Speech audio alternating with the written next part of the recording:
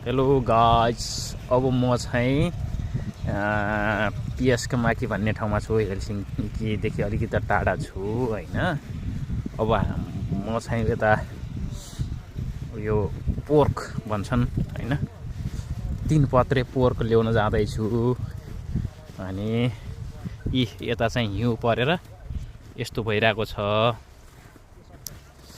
गाह्रो छ हौ, हामीलाई गाह्रो छ। यो यहाँ चाहिँ बीच भन्छ यसलाई। बीच पुरै हिउँले भरिएको छ। अनि यहाँ चाहिँ बाटो क्रस, जेब्रा क्रसिङ। अनि अब यो चाहिँ मार्केट है, मार्केट हो यो। अनि मार्केटमा जाँदैछौँ हामी 3 पत्रे पोर्क ल्याउन। अनि यहाँको विशेषता के रहेछ यसो हेरौँ बुझौँ हैन। यहाँ अलिकति गाह्रो छ है हिउँमा ड्याङ ड्याङ ड्याङ हिँड्न। अनि यस्तो छ हिउँ परेर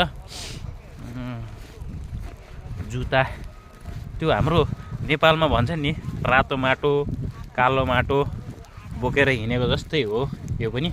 तर यहाँ हामी भित्र छिर्ने बाटो चाहिँ कहाँदेखि रहेछ, मान्छे हिँड्ने कतातिरबाट, कता कुन साइडबाट हो मैले नबुझेको कुरो। यो गाडी पनि आएर अड्डिरहेको छ हाम्रो लागि हैन। ए ठिक छ ल, धन्यवाद। हाम्रो लागि पनि गाडीले बाटो हेर्दै आएको रहेछ। अनि हामी चाहिँ पसल छिर्यौँ। के सिटी भन्ने